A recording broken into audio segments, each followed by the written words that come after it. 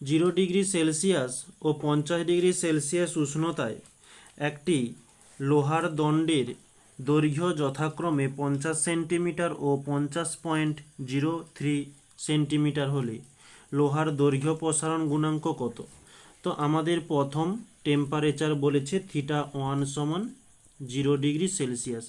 Next temperature বলেছে θ2 সমান 50 degree Celsius. তারপরে দৈর্ঘ্য L1 সমান বলেছে 50 সেন্টিমিটার, L2 বলা হয়েছে 50.03 সেন্টিমিটার। তো দৈর্ঘ্য প্রসারণ গুণাঙ্ক এখানে আলফা সমান জিজ্ঞাসা চিহ্ন।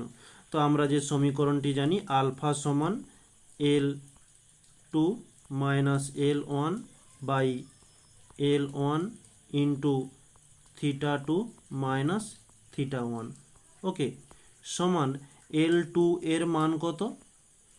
50.03 মাইনাস L1 এর মান 50 বাই L1 এর মান হয়ে থাকে 50 বাই θ2 এর মান 50 মাইনাস θ1 এর মান 0। এটা আমরা ক্যালকুলেশন করব। 50.03 থেকে 50 বাদ দিলে আমরা পাচ্ছি 0.03 বাই 50 ইন্টু 50 থেকে 0 মাইনাস করলে 50, তাহলে 0.03 বাই 50 ইন্টু 50 করলে 5 5 25, এদিকে দুটো শূন্য, এদিকের পয়েন্ট তুললে একের পিঠে আমরা দুটো শূন্য পেয়ে যাচ্ছি। এটা কাটাকাটি কীভাবে করব এটা একটু দেখে নাও। এই যে 3 রয়েছে, আমরা এটাকে লিখতে পারি 25 গুণিতক 10 টু দি পাওয়ার 1 2 3 4, 4টে শূন্য রয়েছে, তাই আমরা 10 টু দি পাওয়ারের মাথায় 4 দিয়ে দিলাম।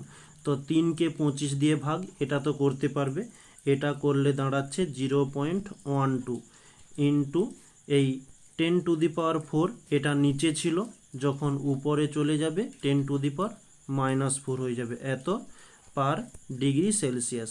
এটি হচ্ছে আমাদের অ্যান্সার। নেক্সট ওরই সঙ্গে বলছে সেলসিয়াস স্কেলে দৈর্ঘ্য প্রসারণ গুণাঙ্ক আলফা সি, যেটা তোমাদের